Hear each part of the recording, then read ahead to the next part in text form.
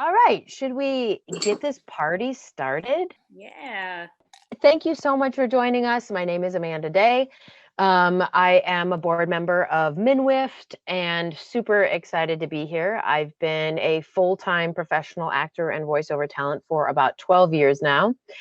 And after COVID happened, transitioned almost exclusively to voice work and have had such a fun time doing that. I think my business used to be about 60% on camera, 40% voiceover, and now it's like 90% voice work. So I spend my days in the basement listening to the sound of my own voice.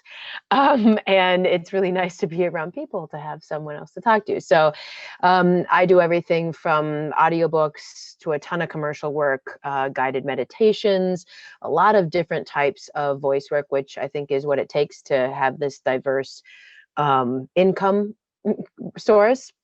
And I was first an actor and then transitioned into voice work. And I think, like we'll talk about later, having those acting chops is extremely important when you need to really work and nuance a script. But sometimes voice work can be a really lovely sound of your voice and being able to enunciate well, or having some character and grit to your voice that makes you have a little bit of, people will remember that. So super excited to share the things I've learned along the way, the things not to do, and a lot of things to do to make yourself a really successful voiceover talent. Awesome. Yeah, I also am an on-camera actress. My career path basically went theater in my teens and 20s, movies and commercials and TV shows on camera. I spent most of the past 2 decades in Los Angeles. I've been in our union, SAG-AFTRA, for 25 years since it was SAG and AFTRA and saw it go through the merger. I've been making a living as an actress almost my entire adult life. I've hardly done anything else professionally but just be an actress. I've been very lucky every year that I'm like, didn't have to get a day job this year. And the past 13 years, I've been focusing on voiceover, and I very quickly decided to do it, and then I was able to make a living at it. So I was really lucky. Timing was part of it. It was just about the time when a lot more work was coming out, and it still Mhm. was mostly union. Now there's way more non-union work, so we won't go too much into union, non-union, but there's plenty of work. Like Amanda was saying, I sort of divide voiceover into voice acting. That's primarily commercials, video games, animation, audiobooks, things where you're going to modulate your voice or do some character work or be able to take direction to sound a certain way. Then there's just voiceover that can be medical narration and telephone answering systems. So even if you've never been an actor or don't plan on becoming an actor, there is work that's just like Amanda says, as long as you're articulate, and especially if you're multilingual. I speak Spanish as well, and I work a lot in the Spanish market, not as a voice talent as much as I communicate with my international clients in Spanish, but I mostly voice for them in English. So what we're going to cover today, we're going to go in the order that we think that a career should be approached, starting with training and coaching. First you want to learn how to do it and find out if you're good at it and find out if you enjoy doing it before you invest too much time and money in the rest of it. Then we're going to go over mindset, some of the aspects that makes this career a little different from some other careers. Namely, there's a lot of rejection in this industry as an actor, so you have to learn how to be okay with that. We'll talk about technology, equipment, home studios, what sort of stuff you need to get started, and things you can do to level up your game. We'll go over genres of voiceover, which I'm going to show right now. I'm going to do a little screen share just so you can begin to understand just how much voiceover work there is. Let's see. Now I can't find, it's not showing me Google The Chrome. screen oh, Let me go. yeah, Oh, it's tech, because tech, yeah. the No, I think joys. it's because I had my notes open that it Oh, right. didn't want to put that as like front and center. So I'm going to pull up my document. Okay, so now we're going to screen share. So I coach at a training center called the VO Dojo that I consider to be one of the premier voiceover trainings in the world, because it is really all encompassing. We cover tech and business and how to meet agents and casting directors and managers. So this will just give you an idea. See if there's even stuff on here that you hadn't even thought of, that like voiceover, it's in games, it's in toys, the PA system. One of my dreams is to one day replace the one woman who voices 140 airports around the world. When you hear this, like, board at this gate, and she's the English voice of those all over the world, and she's just this little old lady in Newark or something. And I'm like, some point she's not gonna be able to do that job anymore. And I have set my sights on that job. But so these are some that we'll go over genres later, but that just excites me to look at that beautiful picture and go, these are all the ways that you could dive, and you could pick one. Some people just do audiobooks their entire career, and some people do promo and video games and medical narration. So there's just a lot of work to be had. So let's see, I'm going to get back to my notes. Let's see, after genres of VO, everybody's favorite topic, how to get work. We'll talk about the different ways you can get work, and then we'll do a Q&A. So we're hoping to wrap this part up within the hour and then have like a half hour left to do Q&A. So we are going to start with training and coaching. So a lot of people will come to Amanda or me, or there are some other voice talents on the line. I'm sure you've had people say, oh, my friend has a really good voice. Can you introduce him to your agent? Or I'm really good at making funny voices. Who should I make my demo with? Or what microphone should I buy? And it's like, well, what profession do you not first kind of learn how to do it before you put your website together and get your materials and get an agent and stuff? First, you want to train. So I train at the VO Dojo. I'll talk a little bit about like where I've trained over the years. I was lucky enough to be able to train with the top people in Los Angeles 10, 15 years ago. But now you all can train with these people. If there's a certain genre you want to study, like I trained commercial with someone who specializes in commercial. I trained promo with a promo producer who then turned around, helped me make a demo and hired me for promo. Animation, I trained with a guy who's done tons of voices and makes demos. And so now all these people are available remotely, and you can now train with the top LA and New York people that we didn't before have access to. And then also I'll drop in the chat at some point, the VO Dojo, the place where I study and train, they have a lot of like, you should do voiceover is our VO 101 6-week intensive that you basically come out of there knowing a little bit about all the genres and about demos and websites and agents, and you kind of feel, where you can go from there. So yeah, Amanda, why don't you talk a little bit about like your training background, what you did before you started launching everything and some of that stuff. I think I kind of started in the same world. I was an actor for many, many years, and I was actually in the mortgage industry for a long time. And I was like, if I don't do something creative, I'm going to lose my mind. And I was at a party and someone said, you have a great voice, you should do something with it. And I said, well, what do you do with that? Because I'd been an actor. And so I'm a reader. So I read a lot of books about voiceover, the business aspect of it. And then I started doing just exactly like you said, training, taking workshops. And the thing is, it's so accessible now. You can find workshops that are with the best people ever. Oh, hi, thank you.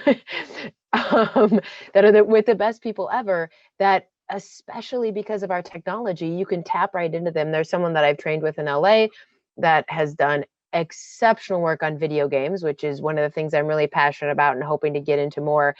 And you just set up a Zoom call, you pay them some money, and then you tap into their 20 years of working in the business. Because the biggest difference, I think, is it doesn't take having a great voice. It takes having the business acumen. It takes knowing how to work with a director that they hired. I just did a voiceover, and they're like, we want super cutesy and really big smile. Midway through the entire voiceover session, they're like, actually, want to go super flat, like no emotion, which was the literal opposite of what they hired me for. And if you aren't flexible, if you can't move within that world and not take it personally, you're not going to do well. So I think training is essential. Plan on spending, a couple hours every week reading a book about the voiceover business and branding yourself. And then, watch YouTube videos and pay people who know what they're talking about to help train you. Just like Catherine and I were talking about, like a surgeon doesn't start with a scalpel and be like, all right, let's go. You know, start a little earlier. So, yeah. Yeah, and we talked a little bit about taking direction versus self-direction. So not only do you have to be able to take direction, which is what you'll be trained in on, also it's great if you can learn how to do self-direction because now almost 100% of auditions are done from home. So you don't have someone directing you. And if you send in a non-directed audition, you're not going to beat out the 800 other people competing for that job. So that's another Yep. skill that you either need to have naturally, which some actors do, or you need to Hmm. learn how to direct yourself because it is very competitive, this industry. Hmm. There's a Hmm. ton of work, but there are a ton of talented people doing it. So be ready for some competition. Yep. And you Um, know what may be a good idea too is when you're getting into the business, pay someone who is can be a coach and say, I'm going to send you 10 auditions a week. I would love some feedback. They can spend an hour a week, but then you're not like in this closed loop.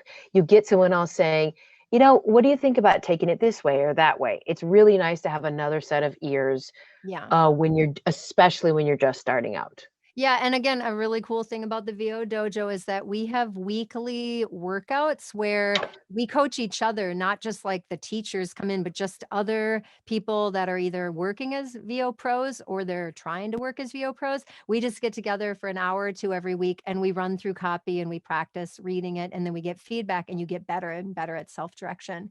So that's something you Hmm. could set up with friends too. If you didn't want to pay to do it at the dojo, just find Yep. other people that are and then coach each other, but I would be careful to just rely on feedback from non-working pros because they might just be giving you bad feedback. So it'd be like if I took cello Yeah. lessons from someone who didn't know how to play cello, I might not sound very good in the end. Yeah. Okay, so now I think we're ready to move on to technology, equipment, studio. So interestingly, I have noticed a pattern that men tend to be the most excited, like they seem to get way more into, again, cart before the horse. What kind of microphone should I get? And it's like, well, wait, well, first of all, that's a very general question. It depends on your voice. You want to try out a bunch and what training did you do first?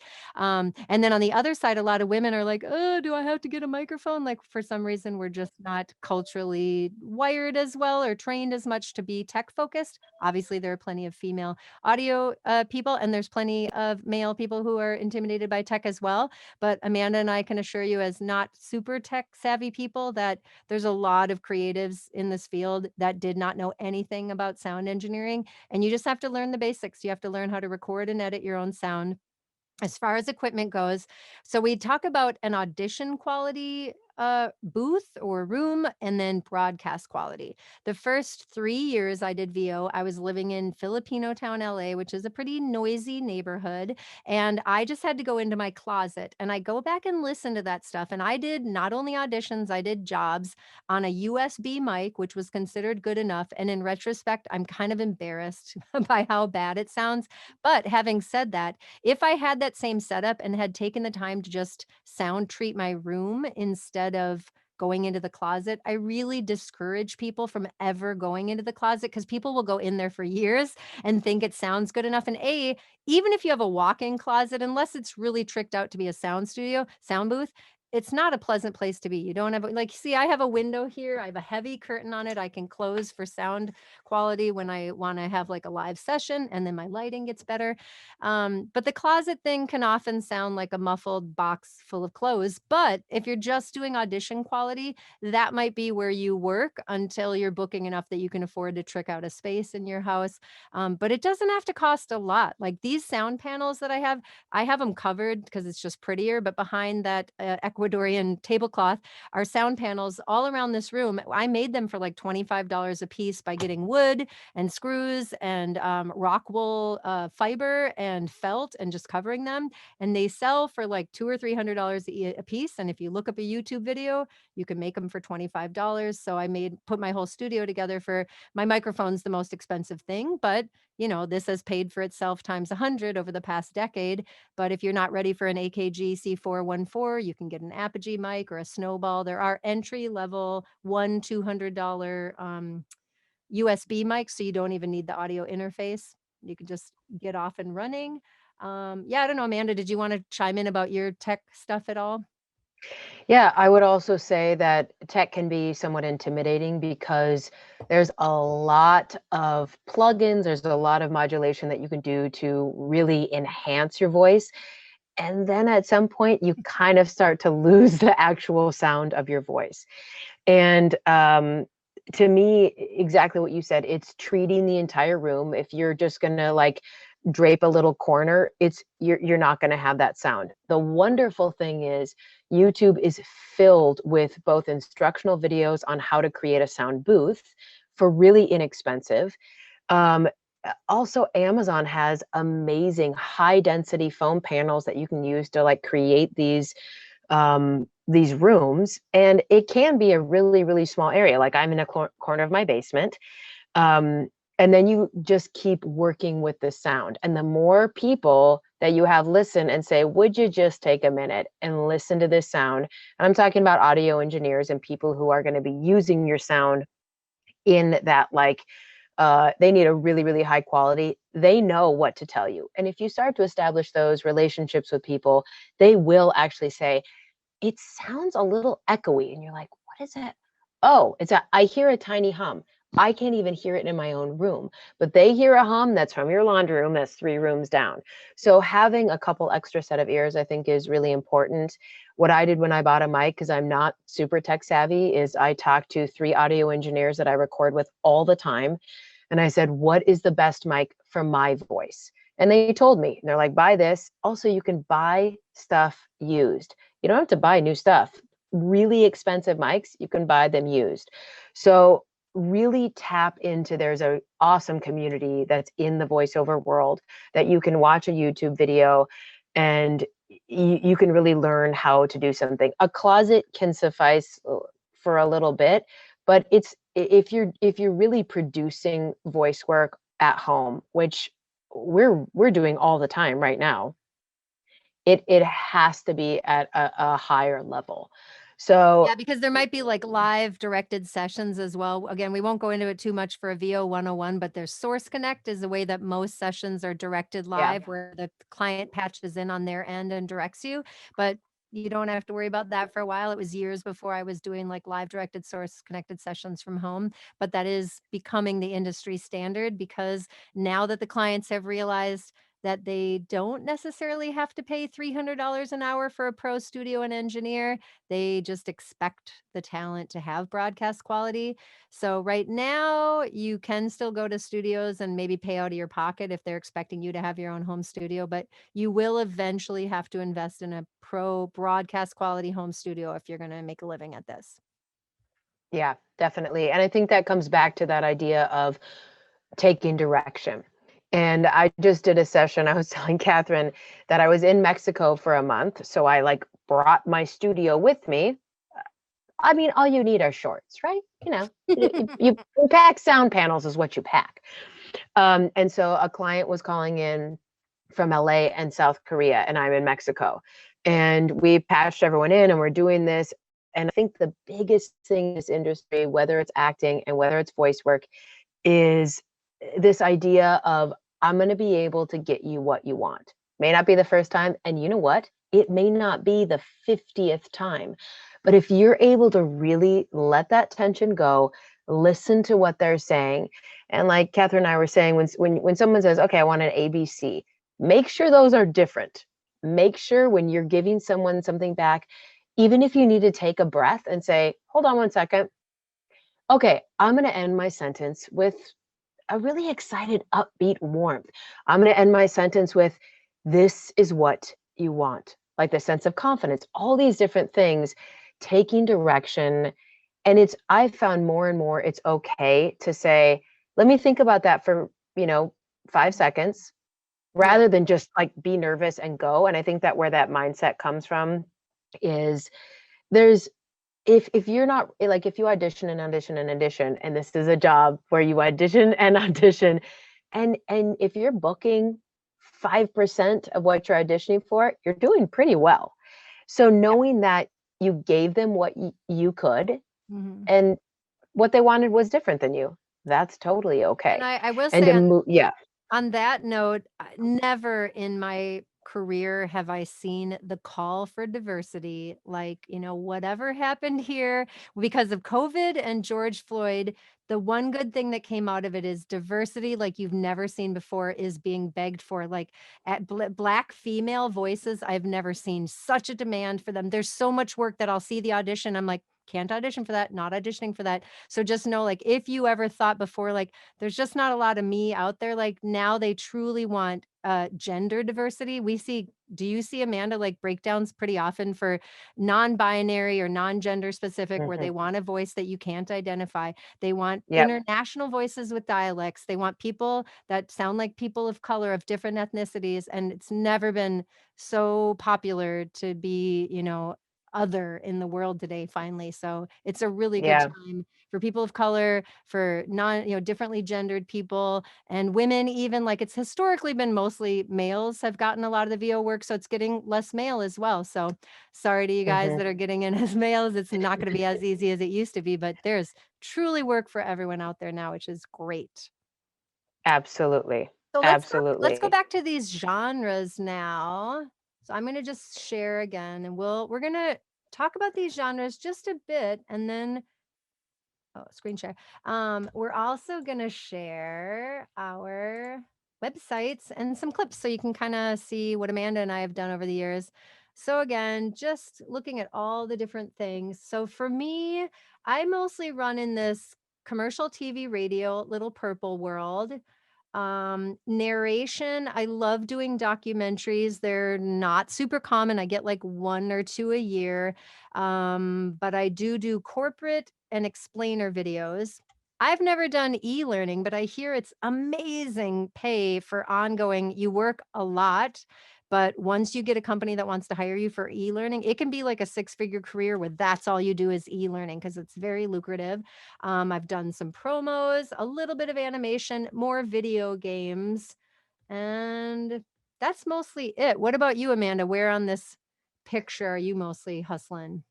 I actually can't read this because it's super pixelated on my Oh, screen. no. Well, like, Um, what genres you work in the most. yeah, for sure. Like, a lot of what I do is very commercial, so it's radio and television.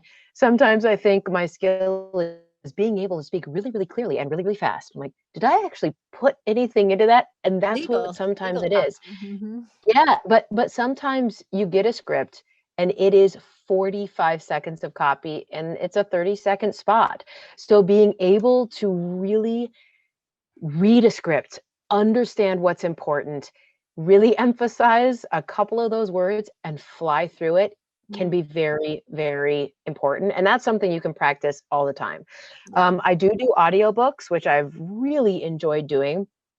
It has paid crap so far, but I've enjoyed doing it. Mhm. I've done guided meditations, which has been a Love really those. interesting kind of side thing to do. I have definitely done explainer videos and a lot of the technical side. I've done some medical stuff, a little bit of video games. That's what I'm hoping to get into more. I booked a video game this morning, so that was super exciting. Um, I tend to really love the emotive stuff too. That's what makes me feel very connected as an actor. But my bread and butter is definitely the commercial world that is mostly bright and cheery. And the trend right now is very much a casual tone. We don't want to feel like someone's selling stuff to us. And I bet anyone who's done voice work right now can really, I'm like, oh, what's this next audition can be. The last year has been hard, but together. I In mean, these that's uncertain all we times. in these uncertain times. That's what we're getting right now. So it's a lot of that. But that's kind of the world that I mostly make Right my on. money in. All right. And Well, so we're now. going to talk about too where we make our money. Oh, yeah, because that's the thing that a lot of people talk about VO, and that's another big thing about the dojo is we are very transparent about our money. We share with each other how much money did we make this month and how did we get it, and then sort of I'm big into reverse engineering of like one of my biggest clients in the world, if I reverse engineer it back to 10, 13 years ago, I was originally their telephone answering system, which is small money, but now they pay me for really big things. So you just never know where the work is going to come from. I'm going to share my website so you can get an idea of like what a pro pro web acting voiceover website looks like. And Amanda and I will each share a few samples from our demos or clips of things that we've done. So can everybody see my website? Is that showing my website now? Okay. I have not had a haircut during COVID, so my hair is like a foot longer. So this is VoiceM is kind of becoming the industry standard demo player. That's really nice because they can clip around. These are almost entirely things that I've booked. Subaru is Carmichael Lynch is the local ad agency, but this is a national campaign I had for 3 years. So actually, I'll scroll down. Oh, and I'll show you that you can see. Oh yeah, commercial, promo, animation, international dialects. My demos are almost entirely made out of spots I've actually booked, gigs I've booked. That is not standard in the US. Usually you hire someone to really make you a nice demo of things that you could book. But I've been in it so long that I just keep replacing those with like actual stuff I've booked, because then people go, oh, I recognize your voice from those Subaru spots or from the Once Upon a Child commercials or whatever.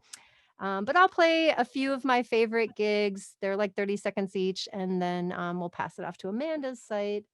So this one you might recognize.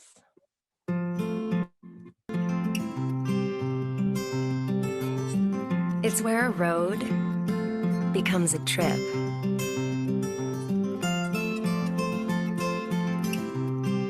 It's love, and there's a new place where it begins. Subaru, a car you can love, you can love. So that paid my mortgage for a few years. Those national network union commercials are probably the biggest money you can possibly make in an hour in this industry. You can make 6 figures conceivably from a 1-hour session, certainly 5 figures. I did several commercials for Subaru, and it definitely added up over the years. This one I'm pretty proud of, again, because we're in Minnesota. I booked this out in LA. When they hired me, I did a bunch of commercials for them. Granite Gear is based in Two Harbors, Minnesota, but these are national spots for a national company. And in the session, they said, we chose you because you sounded like the owner's wife. So this is a Minnesota dialect. Hello, Granite Gear, how can I help? Hey, Mary, it's Justin. Justin, did I hear you just trekked the entire Pacific Crest Trail? Yep. In winter? Yep. Holy moly, that's a long walk. Thanks, Mary. Hey, I'll be in Two Harbors on Sunday to help test the Crown VC Technical Pack. Alrighty. Need us to pick you up from the airport? Nah, I'll walk. Of course you will, dear. So that's just fun because, again, it shows that little quirks about yourself that make you different, even if it's like a speech impediment or you're from the Middle East or something, you have like a different way of talking, that I would not have gotten that gig probably if I weren't from Minnesota and couldn't do a really perfect Minnesota accent. This is one of my favorite celebrity encounters. I did this for a few years for the Ellen DeGeneres show. I was the voice of her iPhone whenever she did little skits with her phone. So I'll just play like Introducing the first, Siri, part of it. realistic assistant on the most incredible iPhone ever. Old iPhone 4. What does the rest of my day look like? Not too busy. You've got a meeting at 4:30. How's the traffic going home? There's an accident on the 5. Hey, I just realized you sound like Ellen. Yeah, I'm Ellen. That's so cool. Can you get me tickets to 12 Days? And now I'll play the end just because it's kind of got a funny. Dance, Ellen. I'm not dancing. Dance, dance, dance, dance, dance, dance, dance, dance, dance, dance.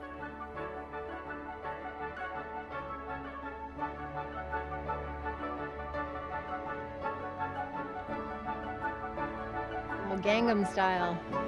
Was that so hard? Unfortunately, now you are late for your meeting. So that job actually led to a lot of like GPS, IVR, robot voices for video games and commercials and TV shows where my agent just knew, oh, when they ask for someone who can do that robot GPS voice, I do that. So I actually have a demo now that's just different robot-y computer voices. So I will stop sharing. I don't think there's anything else on here now. So I'll stop sharing, and Amanda, you can pull up your site and share some of your good stuff with us. All right. And I'll start Okay, dropping so in the chat. okay, perfect. So I am going to share my screen and we will see how this goes.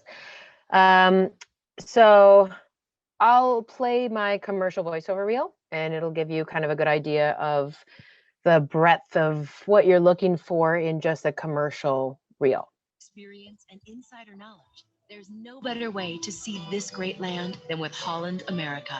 Knickers, short wool pants worn by British men. Example, I think I'll wear my knickers to the bar and enjoy a Summit EPA. Smackdown, a severe beating. A biker gang made fun of my knickers and gave me a serious smackdown. We didn't merely try something different. We crafted an entirely original experience. The Lexus LS 500 isn't simply unique. It redefines what a flagship luxury sedan can be. A helping hand shouldn't cost an arm and a leg. When mealtime heats up, you and your kitchen should work like a team. At IKEA, we have designs so affordable, you don't need to hold off on building a dream kitchen that's made just for you. The world is full of heroes. The firefighter, the medical researcher, the teacher. But not all heroes get the recognition they deserve. Syngenta is proud to support the ones who help us all. There's been something in the air in Vernon, Texas since 1922. Some say it's the bacon, but we know it's more than that. It's the hand-trimmed, real wood-smoked perfection we've been crafting for 96 years. So that kind of gives you an idea of that breadth that you're really wanting to make sure in your reel that people can hear, well, that's not exactly what I want, but maybe that's a luxury sound, or maybe that's a really bright sound. So when you're crafting your reel, super important to have someone who knows what a commercial reel should sound like and be able to guide you along the way. I'll play a little bit of my video game voiceover reel so you can just get a bit of an idea about that. And this is start from the beginning. Come on, people. Droid, whatever. All right, head out to the canyon and try not to hit anything. Who taught you to fight, Mother Teresa? You can give up and die, or you can listen to me and live. You are brave for a man, but it is not your sword that will save you. Give me your ring, and I will return the ring. Listen, I'm not here to hurt you, but I need answers. This place, this machine, you can control it. We are not Marsa. We could not be less like them. The egg is safe with us now. Captain, not to step on toes, but I'm not ready to write this location off just yet. I think it's more than just your typical gas giant down there. I'm seeing evidence of pronounced subduction zones. I screwed up. Word kicked down, there were looters, and then this civvy ship cuts over us real low. Thought it was strafing. Maybe after our supplies, I clipped its stabilizer without thinking, and it buried itself in a cliff. Turns out it was some politician on a photo op. This is your fault, princess.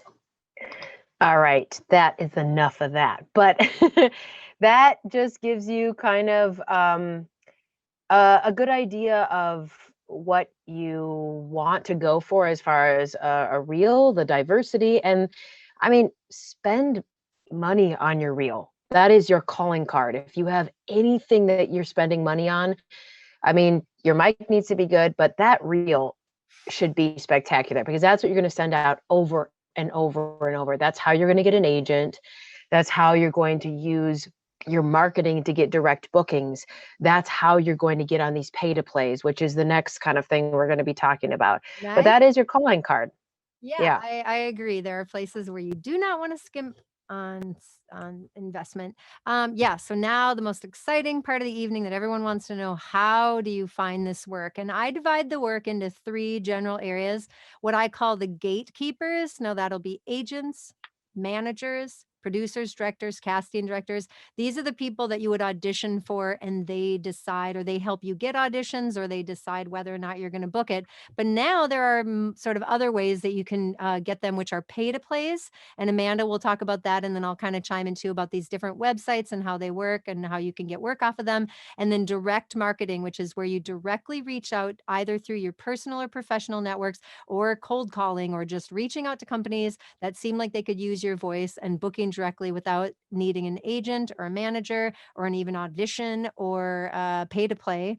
So the gatekeepers, this is again another thing that I'm really excited about the VO Dojo is I feel like we're the only place that trains voice talent in the US or in the world, where we also provide access to these like top level. Kathy Ferry, who's on the call and works for BBDO Worldwide, major advertising agency. She was our most recent guest for Fight Club at the VO Dojo. And it's an opportunity where once you're at that level, once you've trained and you've got your demo and your website and you're ready to audition, like I don't recommend auditioning in front of the gatekeepers until you're ready to and ready to start booking. So we offer opportunities where you can meet with casting directors, writers, directors, producers, people who hire you for video games, commercials, trailers, promos, all these people that we actually provide opportunities for you to meet these people, to audition for them and to get agents. The other way is pay to plays. So Amanda, why don't you talk a little bit about the pay to plays available, which ones you use and what people need to know about them? Yeah, so there's a lot of platforms where, especially because technology is so advanced, that really what you do is they have a platform, you pay a certain amount of money. Usually the minimum is like $350 a year. Then the next is maybe like $1,000, and then maybe it's like a $5,000 level a year. And I know that's a crap ton of money. Yeah. But if you book a couple of jobs, it pays for itself. So essentially what it is they amalgamate all of these auditions for you. So you're uploading your reel, you're uploading every single reel you can, just like Catherine showed you. Like the more reels you have that, like, well, we're doing a medical, explainer video. You don't have that. And you're like, there's something so similar to that. And you have to realize people don't have an imagination. So make a reel for all of the different genres, and that will really help people to be able to see your voice in that job and book you for that job. So I have a goal of doing about 20 auditions a day for Voice 123, which is, it's a shit ton of auditions, you guys. But and that's not like, if I don't have any bookings, if I'm not working on anything specific in that day, I try to get up super early and just knock those out. Sometimes they're super long scripts. It takes you a lot longer because you're recording it, you're editing it, you're uploading it. So that takes a long time. But I also already have clients from these pay to plays where they're like, oh, I loved you. Can I just book you directly? And you're like, sure, if you wanna. So that builds your business, and it's that like matrix where you're working so that every second you don't have to actually be auditioning for something, that you have they know you're really reliable. They know you're super talented, and they can say, hey, I need a job in a week. Can you make that happen? Usually it's sooner than that. So the pay to plays essentially are this place that's bringing all these auditions together, and you can decide, here's my minimum that I'm willing to work for. Here's this turnaround that I can do. But it can be a great play talent because you can go to like the website and listen to those. There's a lot. Go to the pay to play. Just look up pay to play voiceovers. And there's several really good ones. You could probably drop them when I'm talking. If you want to drop them in the chat, like the links to voices.com and Voice 123 and Bidalgo and stuff. Exactly. Or I can do that while yeah. I guess yeah, definitely. Okay. So there's some that are good. I would also again say, remember, we're doing this in a chronological order. So training comes first, then some of those tech pieces come first, then maybe joining some groups where you're like, okay, how am I going to get this work? I want to join MinWift. There's this group of amazing people that are already professionals in the industry. There's other nonprofits. I want to join that group and say, hey, I'm getting into voice work. Can you do a training session with me? So the pay to plays are, I think, especially right now, honestly, with COVID, a really easy way to start auditioning, start learning how to read a brief. So, these specs will be like your demographic, your age, the kind of voice tone that they want. There's a lot of like fun words that people are using now, like casual. And then you read the script and you're like, this is not casual in any way. So you have to try to bring a little of that conversational tone, or they want it warm or bright or voice of authority or all these different things. But pay to play can be a really great way to get into the business and work consistently. I always say, do it in conjunction with an agent. And Catherine's going to talk about agent and more of those direct bookings. Yeah, so first I'll kind of go over my experience with pay to plays. I put two of them in the chat. There's one that I don't ever refer people to. You could Google about it and find all sorts of controversy about how dishonest and shady and that they are. And so I don't send anyone there anymore, but there are other pay to plays. Um, I I was on one of them for 3 years, 10 to 13 years ago, and I was making like 30,000 a year, very part-time, just doing those. I'm so busy with like my agency work now that I don't do the pay to plays anymore. But like Amanda said, I have so many clients from the past 13 years who come to me once a month, once a year, almost once a day. So my largest client I have is ongoing client is Sunbelt Rentals, is the largest equipment rental company in North America. It's not very glamorous. The work is about construction equipment, but they found me on a pay to play 13 years ago and hired me just to do like their telephone answering system, which they buy up every mom and pop equipment rental place in North America, and then they need to change their telephone answering system and fold them into the mix. And I do that every few days. And it's only like $100 a pop, but it takes me like 10 minutes and I do a couple a week.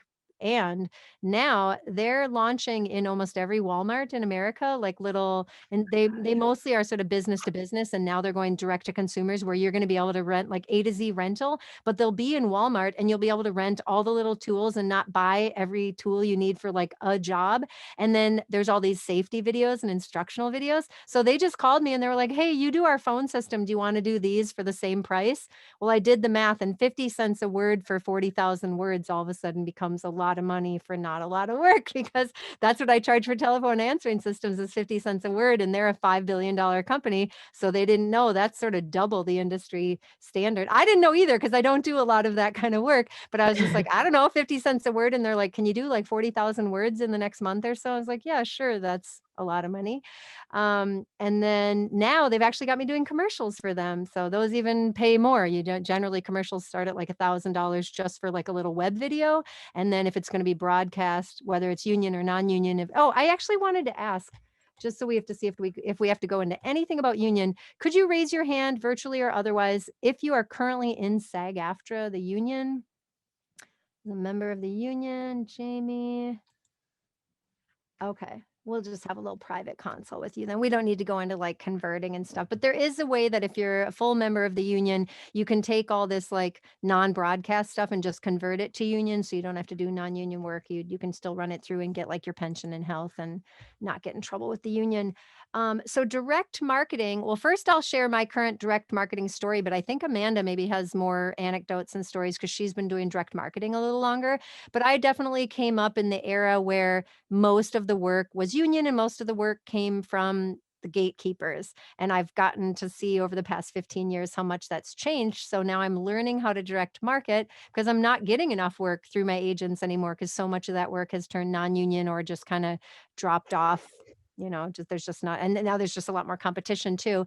So I recently, and I don't know, maybe someone on this call got some of these emails, but I hired a personal assistant with a group of other voice actors, hired an international personal assistant who was less expensive by the hour to assemble a list of all the production companies in the United States. And direct contact emails to each of the producers at those companies. So I started with Minnesota, and a few weeks ago, I did a big push. Those of you in Minnesota probably know that we are considering a tax incentive bill to make it much more attractive for production to come back here, because we used to be one of the top production cities in the country, and we're nowhere near that anymore. So that's why a lot of the union work went away. So I just sent a little note to 85 different producers. I went to all their websites. I looked up stuff that, I could kind of connect with about their website, whether it was a documentary they were working on, or I work a little bit in the end of life world or yoga. And I would just be like, oh, I'm into that too. And I just let them know that I'd really like their help getting word out about this push. And by the way, would you like to keep my name on file in case you ever need voiceover? And I had like a dozen people say, oh yeah, sure. We use voiceovers. So now we'll add you to our roster. So that's my limited direct marketing push. And then the other thing that Amanda can talk about more is also just reaching out to people, because almost every industry needs some kind of voiceover, whether it's the telephone or corporate videos, explainer videos, e-learning. Everybody needs some kind of VO for something. So just like reaching out to your own personal networks on LinkedIn and just in person, and just make sure everybody knows once you're up and running, make sure they know that you're a voice talent, because you just never know where the work is going to come from. I love that. That is so true. So I started off with my direct marketing doing like a monthly newsletter that I would email to people. And I was like, I want this to be genuine. I want this to be what I do. I love to cook. So I do like a recipe of the month. This is the like my recipe that I've tweaked that I think you'll love. This is some anecdotal story. This is the latest voiceover thing that I did. You can click and listen to it. I think I mean, it's a little dated, so I don't do that anymore. But that idea of joining a lot of different organizations and groups. When we had parties in the olden days, I used to go to all the industry parties and you just talk with people, and then people are like, "You're not crazy. I would like to possibly hire you." So much of that stuff is relational. And I would say reaching out to people, there's so many incredible platforms to reach out to people consistently. Um, I think the biggest thing that is in my ethos is that there is plenty for all of us. So that whole idea of living in this mentality of lack, like, oh my God, that person got something, that you're not in the right business. If you're going to be in this business, usually if I do an audition, I mean, it's different now with voice work, but you go into the audition, come out, tell everyone in the room a couple of tips. Like the director's going to ask for this, start preparing for that. Share the wealth. I mean, there's no room for that kind of like clenched fist. Share Yeah. the wealth. And that works for voice work too. I think Catherine was I think saying more, there's, yeah, more than anything. I think yeah. having worked a lot as an on-camera actor, to be honest, it's a little less generous. It's a little more competitive and claw your eyes out like, I want this role. There's less ego when you're doing it for the love of it and just for the money because it's professional is very different from like, there's a lot of ego tied up with a lot of why some people become actors. Not everyone. A lot of us are just creative, talented Mhm. people who love performing characters. But some people, having lived in LA for 2 decades, it's a little more competitive or less generous. But the VO world, like I am constantly impressed and surprised and pleased with how generous everyone is with their time, with their knowledge, their insight. There's so many voiceover groups out there. I'll put another one in the chat, Wovo. I thought about recommending it because again, once you're a working pro, it's for working professional international voice talents. They offer for free, I think memberships like 50 or $100 a year.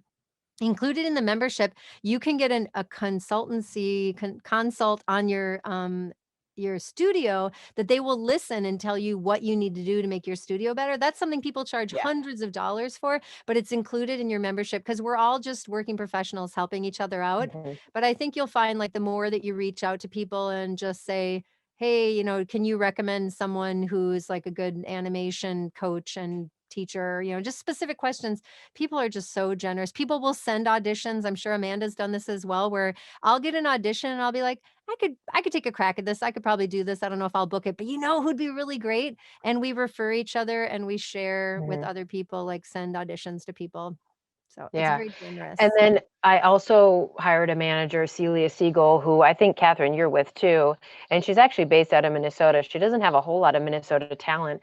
But if you want to make this your business, if you want to say, okay, I'm gonna commit to this, having a manager and getting that roster list of like all the agents in the United States, all the production companies in the United States, and crafting a really interesting, not just professional, interesting email, of course, with a great reel, of course, with like your resume, but make it you. I think this is an entertainment industry. We try to like bleach everything out so it sounds like all homogenous. Don't do that. Make it, if you're funny, make it funny. If you're weird, put a little bit of that in there. Add that personality so they know who they're hiring. And I mean, what's very strange in this industry more and more, I'm realizing, is being on time, Oh, yeah. It's a basic, but it's And know what it time will zone you're in, because now we're all working with time clients all over zone, the world, and it's like, "Oh, shoot, huge. I was 2 hours late." Yep. That level of professionalism, if I have a live connect voiceover, I'm gonna be sitting down, looking at my script with all of my technology ready Mm, 30 minutes beforehand yep. for sure. Turn your devices And off, focus. yes, Yep. just m ma get those systems in place. Part of it's technology, getting those systems in place, but that level of professionalism will get you hired over and over. And when they get on, be super friendly and a tiny bit of small talk, but we're not here to make friends, although we do make good We friends. do sometimes. But be like waiting on that next word and ready to jump in at every second, and that will get you hired over and over. Yeah. I would say that with like direct marketing is one of the most important things, getting those emails out to people that have some personality and sass, but that always has to be backed up by like an incredible reel. It's like, Yeah. oh yeah, she's Well, and funny. not just a good reel, because a lot of Oh, her people have voice great sucks. Like, reels and they okay. get into the session and the director's like, "Oh, you're not able to do this. So do not record your reel before you're available." There are loads of people Yes. waiting to take your money, and I will personally invite you, and maybe Amanda too, if you're ready to invest in like a demo, shoot us a message and go like, "Hey, should I study with this person?" And we'll probably be like, "Well, where else have you studied, or who, don't do your Mhm. demo, don't take a weekend course that teaches you how to do animation, and then you come out with an animation demo. Even if they do make you a good animation demo, and I'm highly skeptical, you're not going to be ready. Like, it is so Mhm. competitive. You need to be so good at what you do before you launch. Launch at 80, 90%. You don't have to be 100% ready before you start working, but be pretty close to that. And on the note of showing your personality and irreverence, like it's on brand for me to be irreverent. So I would say a lot of what I've booked, because a lot of the decision makers at ad agencies, Kathy can back me up on this, like younger males, like 20, 30, 40 something males are a lot of the decision makers at ad agencies.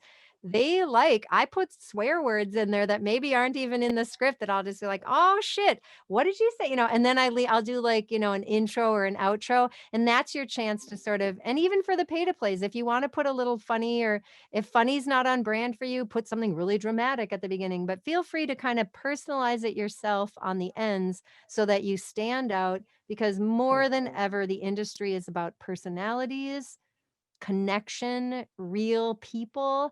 You know, it's really exciting how different it is now than when I started 30 years ago. Exactly. And I think when you're doing a script, I mean, let's think about, so let's say you have 30 seconds to sell someone that's getting 150 other auditions. So what are you going to do? You're going to look at the brief, you're going to see what are the specs telling you.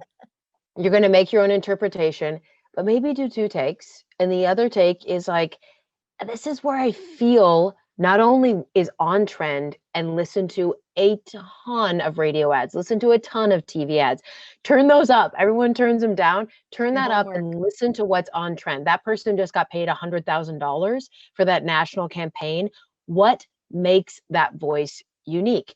Mhm. And maybe it's this like really quiet confidence. Like Catherine, that Subaru ad, like there was just a welcoming nature. It wasn't what a lot of people think of when they think of voice work. When Mm. people think of voice work, they really think of like someone that can really animate and sell. No one wants to hear Not that for shit anymore. TV. Yeah. For radio, So radio is still for obnoxious. yeah, radio is But still TV, I call obnoxious. it voice under. I want to backtrack a little bit. We're Yeah. about perfectly on time to go into Q&A, but I realized one thing we kind of skipped over about the genres is that, so there's all these different genres. If you're going to go the gatekeeper route and you want an agent and you want to compete for these 5, 6 figure broadcast gigs, you pretty much always want to start with commercial. You want to study commercial, and that's where the money is. So I unless you have a voice that is so character that you're hardly ever going to book a commercial and you really just want to do video games and animation, then forget this. But for most people, you want to get that commercial demo out of the way first, because that's how you're going to get an agent and that's how you're going to make a lot of your money. And I'm going to go a little bit against what Amanda said about having lots of different demos, because just for me personally, my demo is so killer that most of my work I book off my commercial demo, and most of it's not commercial. I book all sorts of, I've booked animation, I've booked promo, I've booked a lot of corporate videos like the pay to play stuff or when you're doing direct marketing. I just use my Mhm. commercial demo for everything because I have other demos, but they don't compare. Everybody wants me to do the Subaru thing. 90% of what I book off my demo, I'll be like, well, why did you choose me? And I know every time what they're going to say. They're like, could you just do the Subaru thing? So not only did Subaru pay me well, thank you, Carmichael Lynch and Subaru for forever, but it opened so many doors. I would say like, a third of the work I've gotten since then, whether it was an agent I got or work I've booked, is that Subaru just, and it's so on brand for me. So it's worked really Mhm. well. So I'm going to answer first. There's a question in the Q&A that I want to answer. But if you have a question, if you would like, we'd love to put you on, turn on your camera and your mic and just ask the question. So raise your little virtual hand by clicking that button if you have a question. Otherwise, if you don't want to say it out loud, feel free to drop it in the chat, and Amanda or I will read it out loud. So Renee says, "Can you improv and swear on an audition?" Man, if you don't know how to improv, good luck booking the bigger stuff, because not only commercial, but animation, video games, there is some stuff like trailers, promos that are very like on script. Commercials, you don't really want to go off the script because they spent weeks with legal teams making sure it was what it was. But what I call the lead in, the intro and the outro, the lead in and the button, these are your opportunities to like, they listen to 800 of these. And if you can make it different, but be appropriate, to the copy. I don't swear on a Disney audition. I don't swear on a Nickelodeon audition. But if it's for like a bar or a food, I don't know, something like a monster truck thing, something that's a little more, grr, yeah, I don't, if it just feels, it's not like I'm purposely trying to swear on an audition, but I'll read it and I'll be like, oh, hell yeah. Even just like a mild, a PG-13 swear instead of an R swear, if you feel more comfortable. And yeah, you might upset some people who might go, oh, she swore, I'm never going to bring her in again. But I like to say, for every person that I offend with my personality, there's 9 people that were like, I like that cat Campion. She tells it like it is. So take a Thanks. risk, because that's how you do well in a very competitive I industry. am also old school, and that was a big no-no. Try to getting, when you're auditioning of any kind, even for like we're all auditioning for a film from home too. So it's like Yep.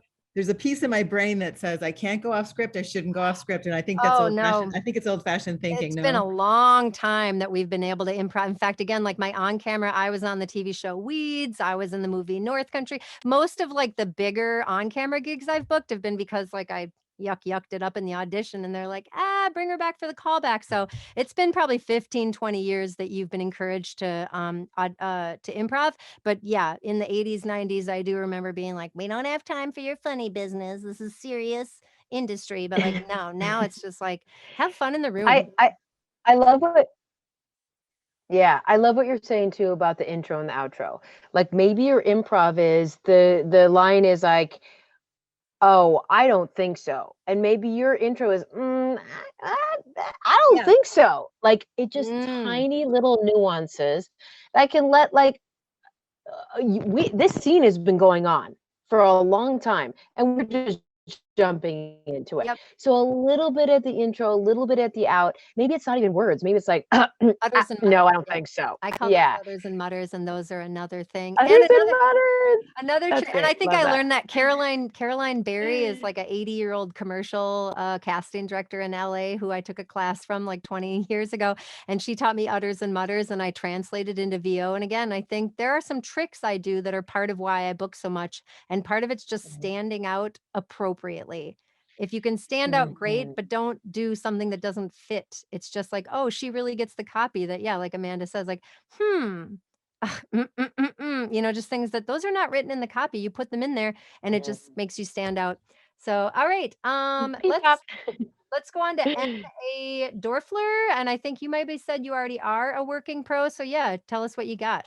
Yeah, my question is about agents. Is it acceptable to have more than one VO agent? And is that different in different markets? Yeah, so there is what's called the 50-mile TMZ, the What is 30 mile zone? 30 mile zone. So 30 TMZ, miles out of 30 mile zone. So Los Angeles is one market where you are not allowed to have multiple representations in one area. Now for VO, that means all of VO. You can't have like someone rep you for promo and animation. So you want to get like an agent who really gets all the genres that you can cover. Outside of that, I have agents in probably 7 or 8 different markets. And my Minneapolis agent I've been with for 30 years, they are my primary agent. When I bring work directly from casting directors, producers, direct connections, I bring them to my Minneapolis agency, more creative. But I definitely have agents in like New York, Chicago, Austin, Atlanta, all over the US who cover different markets, especially for radio. They mostly kind of cover their own market, but it's good to have one major like New York, LA agent because they can get you access to the big gatekeeper stuff. What about you, Amanda? Where do you have agents? I think usually for voice work, I found people want you to be exclusive. And Minneapolis wasn't a market like that before. I don't mean, I mean state by state. Oh, I don't okay. mean exclusive all Yeah. over. So Minneapolis used to be a place that was 100%, like there was not really a whole lot of exclusivity. Now I think it's moved more and more into not necessarily on camera stuff, because I have a lot of agents for on camera stuff. There's not a whole lot of exclusivity. But for voice work, my agent here wants me to be exclusive. But then I have also an agent in Arizona and one in London that I haven't booked anything yet from, but I will. And LA. So you, as far as, I mean, spread out the love as much as you can. Yeah. You also need to make sure you're very clear on what their expectations are. Make sure you're reading those contracts, because sometimes you read it and you're like, wait, you want 20% of everything I make in every market? Oh, hell no. That would be a manager like ACM. That's what they do. That would be a manager.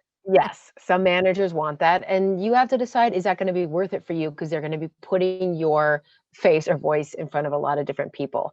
But in Minnesota, I think it's mostly the voiceover work. They want you to be exclusive. That's what I found. Catherine, have you found that in, let's say, Minnesota?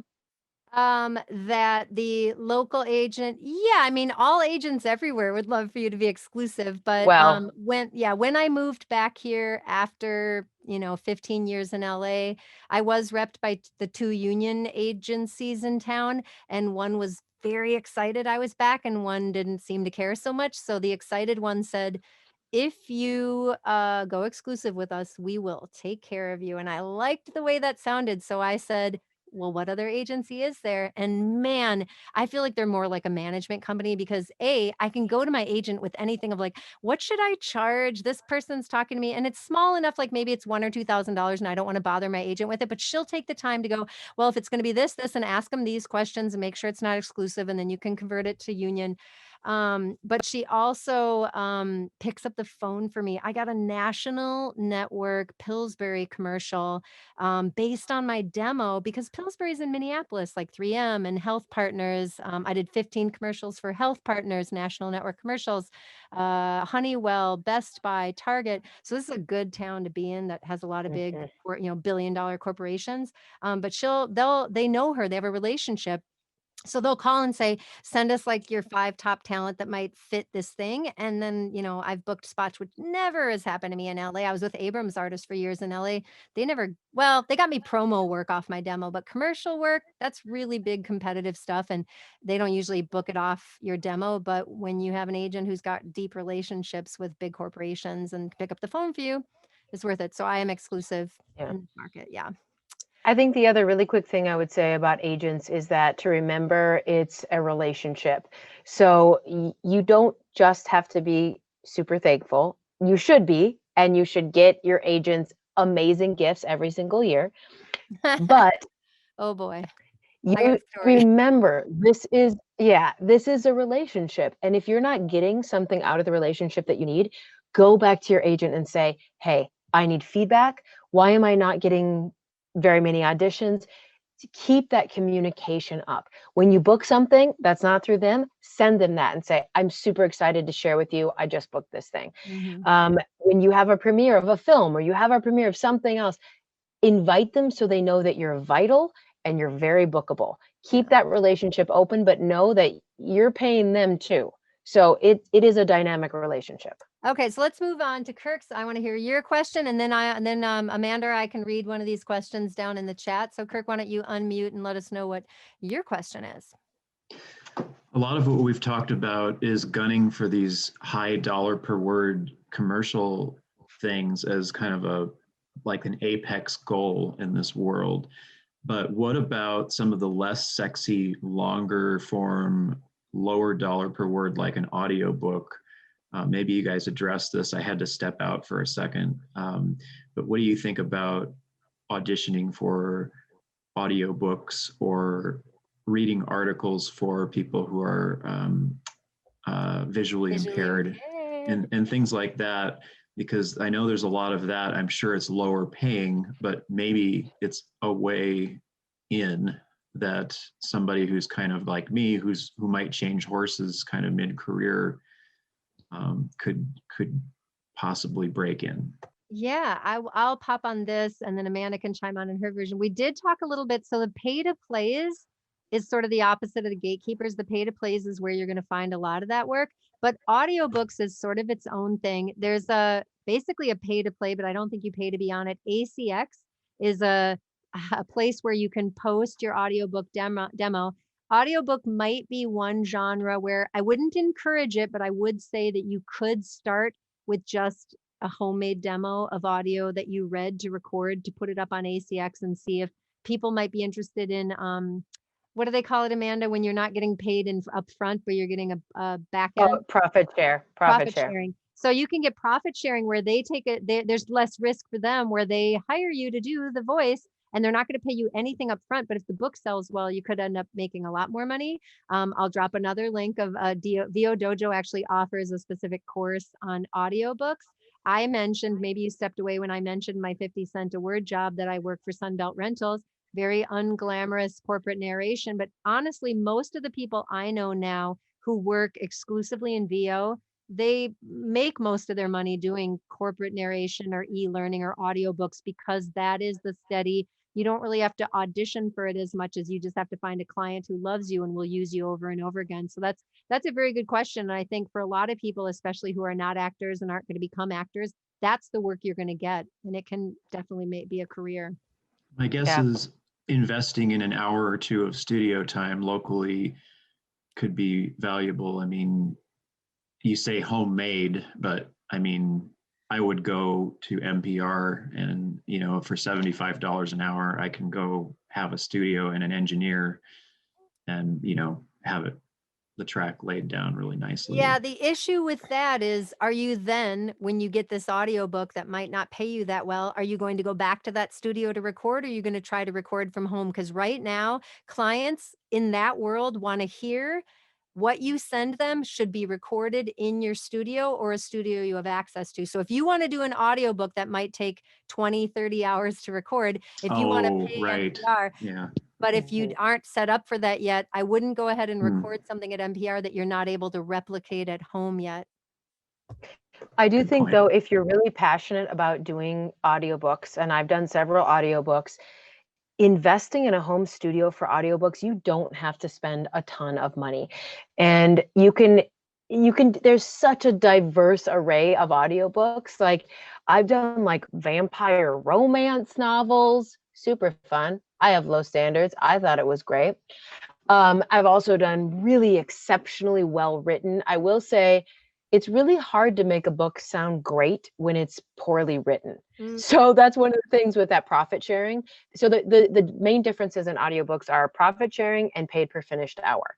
So if you're doing the paid per finished hour, you are either recording it, editing it, and bouncing it yourself. So you're doing everything and sending it to them, or you're recording it and sending it to someone else for editing. So just make sure you know what those parameters are when you do that. But it can be super fun. I think it's something very easily that you can do at home, very part-time. Yeah. And one of the cool things, I know there's only a couple of union people on, but one of the main reasons the union talent that I know in LA, some people do audiobooks because they love them. I did the Kama Sutra. That's the one audiobook I did. And it took me like 2 months to do, and it didn't pay that well. And I said, I'd never do an audiobook again because I had to edit it myself. But people do it because they're really passionate about it. It's a labor of love, or because you can get your pension and health. So if you're union and you're looking for a way, maybe you're even an on-camera talent and you're so close each year to qualifying for pension and health, but you just need like $1, $2, $3, $4,000 more of earnings, you could do an audio book or two, and then you make that money and then you get your pension and health. So that's a really big bonus for doing audiobook under union contracts. So let's actually, I was going to go to this one. Wasn't there one in the question? Yeah, doing VO at a part-time capacity. Yeah. Do you want to read that one and handle that one, Amanda? Yeah, so this question says, I know this talk is more about making VO your full-time career, but do you think it's feasible to do VO in a part-time capacity? Or do you think it's too hard to make money without dedicating your full-time attention? Go for it. Yeah, a lot of people in VO don't. That's sort of like saying, like, should I be a theater actress but not do it full time? It's like, I don't hardly know anyone who makes a living as a theater actress. They have a day job, and if your day job is something you're also passionate about, or at least like a little excited about or something, yeah, there's so much work out there. There's no reason why half the time you can't focus on whatever your day thing is, or raising your family, and then just part time. The more you put into it, probably the more you'll get out, but it certainly can be a part time profession. But there is a lot of investment, to really make to make even half a living at. You can't sort of make half an investment to make half a living. To book work, you're going to have to still put the same investment in, but then you don't have to spend as much time hustling. If you don't need to make it as your full-time profession or don't want to, you don't need to be auditioning every day and going on the pay to plays every day and direct marketing every day. I think the biggest thing for that, I mean, the answer is 100% yes, but set yourself up for success. Set yourself up by starting at the beginning, getting some great coaching, making sure you have a great demo, and then getting like the basics of what you need for recording at home. If you've got a couple of these in place, you can do this 10 hours a week and you can make good money and you'll have fun doing it. But if you put, like we were saying, the cart before the horse, and you're like, oh, I have a great voice, but I want to just do this really strategically, read a couple of books, watch a ton of YouTube videos, and figure out your strategy, figure out your brand, and figure out what kind of voiceover you want to do. And absolutely, you can make a really nice side income. Just do it right. If you're going to do it in a chaotic way, it's probably going to be more frustration than it is not, is what I'd say. Yeah. Okay. Oh, we got a Fiverr question, Catherine. Well, let's let Jamie. I'm trying to just I'm a little on the autism spectrum and I got to do everything in order. So Jamie raised her hand, I think, before the question went in the chat. So we'll let Jamie ask her question. Hello. So it's a little bit of a two-part. Amanda, at one point you mentioned when you were going to marketing and sending your stuff, you said, of course, you're real and have quirky, fun email, blah, blah, blah. But then you mentioned a resume. And the only thing I was curious about, is there a separate voiceover resume? Because I certainly don't have one. I mean, I have my actor resume, and I could attach that. But I was just curious about that. And then my other question was, obviously, as an on-camera actor, managers are, you can take them or leave them in terms of you could get an agent or whatever.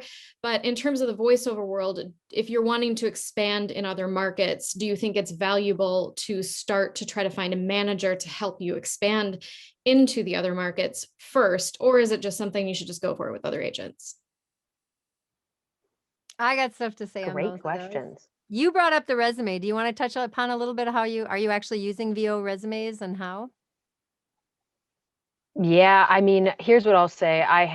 My resume is pretty clearly in on-camera acting, voice work, and then hosting work.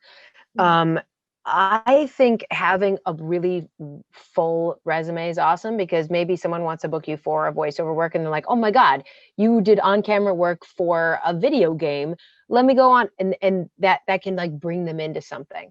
I do have separate resumes for each thing as well if I feel like they just need to get right to the meat of things. So I think it's a matter of like figuring out what that is. But usually if I'm going to send someone my resume, it's going to be my on-camera stuff and my voice work. But sometimes I'll parse it out and I have separate emails or resumes if I think they want to like get right to what have you done, what's applicable, and can I book you right now, and you'll figure it out. Yeah, for me, the resume is very new on my radar. And as soon as you said it, I was like, oh, interesting. She knows about the VO resume thing. I didn't think it was a thing. And then I've been booking gigs on LinkedIn. I've booked a couple of gigs, including a pretty cool gig for the federal government where they're doing a bunch of videos about how to prevent an active shooter rather than like how to deal with it once it's already happening, how to see the signs of someone that might be an active shooter. And it's going out to like every federal office in the country. And I'm voicing all these videos. They found me from a headhunter on Fiverr, and I had a VO resume up on there. And they asked me, I've applied for a few jobs via Fiverr where you can't apply for the job without a resume because it's like the way it is. I used to upload my actor resume, but now I have like a VO resume that's a little bit different. So you don't need it, but once you've booked a bunch of VO stuff, you might want to have it handy because you just never know when people from other areas, they don't really know about the demo as much. They're like, let me just see what you've done. So just have a little sheet to give them. And then your other question was about, oh, manager. So I mostly just know ACM and Celia. The managers I know of primarily focus on people that are already making so much money that they would love to take 10 or 20% of your money, not so much as like holding your hand. Where with on-camera managers, you will find people who specialize in, do you know what the term is, Amanda, where you take mostly young, beautiful people and you craft their career, like not coaching or training them, but Manipulation? I don't know. Crafting, developing new talent. Developing new talent. Voiceover managers don't want to develop new talent. There's a bunch of people out there who aren't working pros, and there are so many working pros that if you're already a working pro and you would like to tap into more markets, I will just say like what I know about ACM, I have submitted to them. I would love to be repped by them. I wish they would want to take 10% of my awesome career, but I keep hearing from my friends that work at and deal with ACM that my name comes up at their Monday meetings and they're still considering taking me on, which is better than being thrown in the discard pile. But I haven't 100% decided that if they want to rep me, I'd even take them because they want to take 10% of my everything. And I'd probably have to negotiate. Like a lot of my work comes from outside of the United States and you don't have any right to touch that money, but I'm happy to give you 10% of my union, United States money because from what I hear, my friends that are rep by ACM are killing it because they're basically getting all the auditions that all the different agencies in LA get, but they get them all. And they're like, I get a few from my agent and then I get tons from ACM. So it's a little different than on-camera management. But yeah, if you can find a great VO manager to take you on and you don't mind giving them a cut of your everything, it might be a route to go. I would say for me too, when I hired Celia, it was absolutely to move into other markets. Like the first thing she asked me to do was to tell me my business plan. And I was like, oh, yeah, I have one of those. It was a very comprehensive document.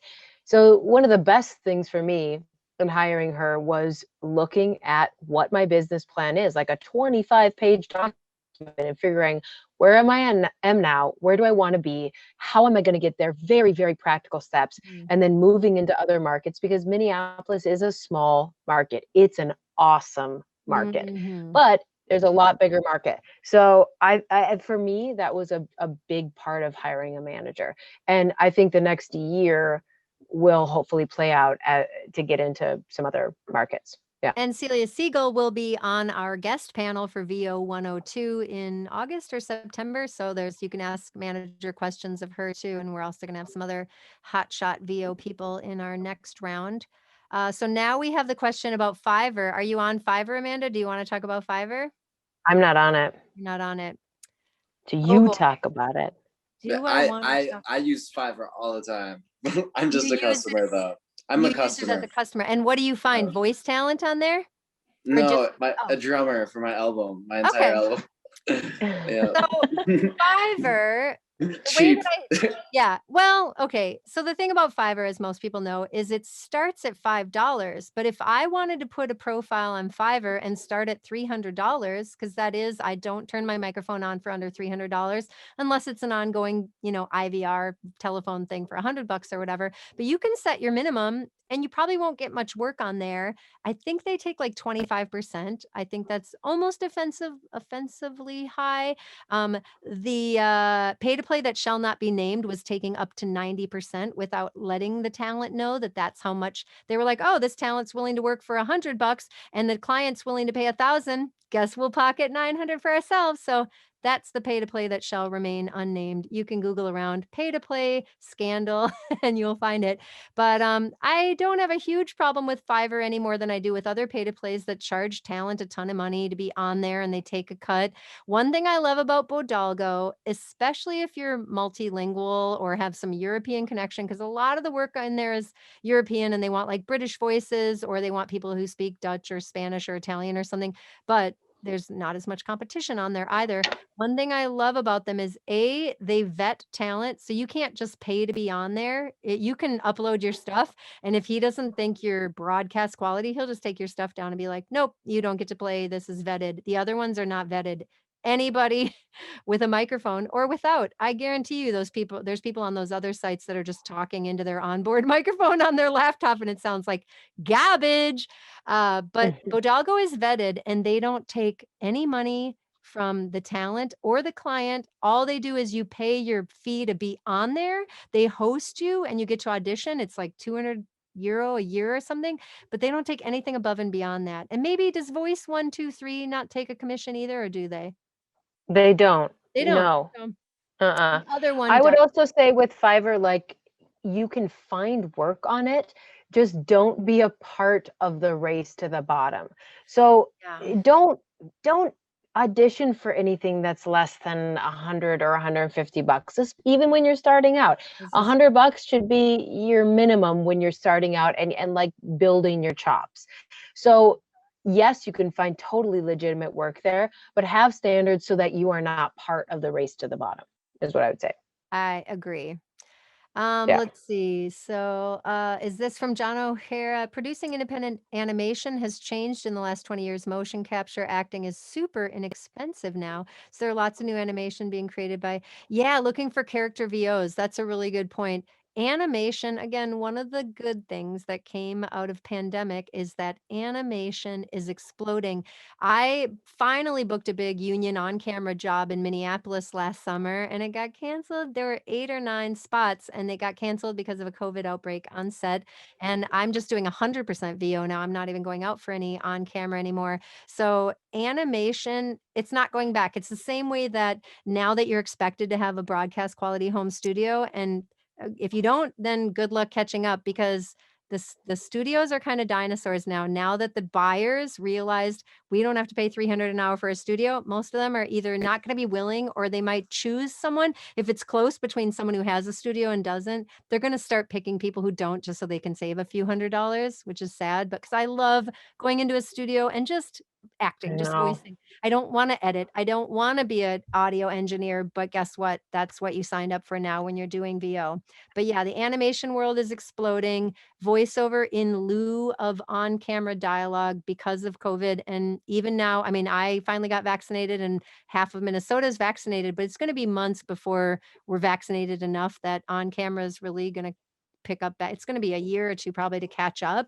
So now is the best time to get into voiceover because there's so much work.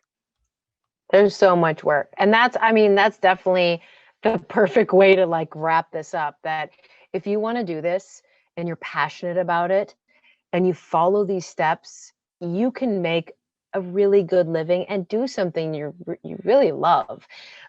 Speaking of which, both Catherine and I want to, two people that have joined tonight, one of them will get a one-on-one session with Catherine, one of them will get a one-on-one session with me. So after this, we will do a random drawing and we'll pick some person. So you can do like a coaching session with one of us.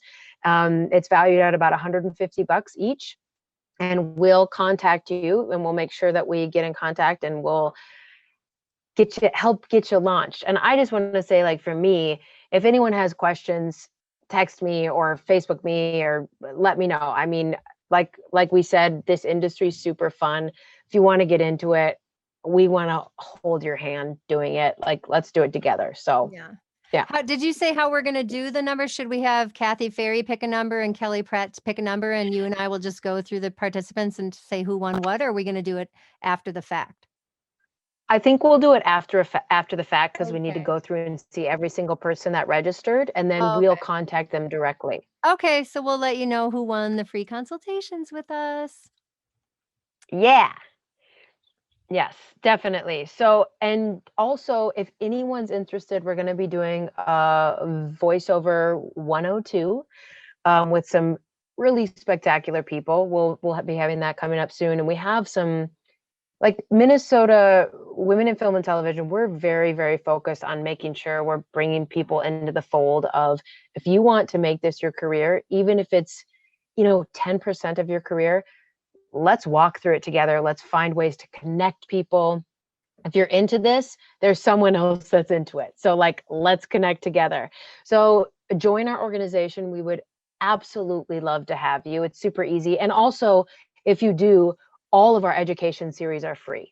And we bring in some really kick-ass people. So I just want to say that. Thank you so much for coming.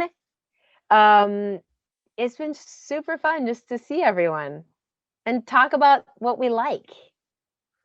Yeah, I really appreciate yay, everyone people being are here. sending I'm it. Oh, I'm nice. gonna drop a little link in the chat, I guess, for if anybody hasn't joined yet and wants to join MinWift. Also, another idea for following these events is, well, you can go to the MinWift website and get on our email list, or go to the Eventbrite too. And I think if you just put follow MinWift, anytime we put an event on Eventbrite, it'll come to you. So those are my Or ideas. if you want an event and you think it'd be important, please let us know and we will find really amazing experts in the field and bring them to you. So if there's something you're passionate about that you feel like there's not a lot of education about, please let us know and we will organize it for you. Yeah. How great does that sound? Yeah.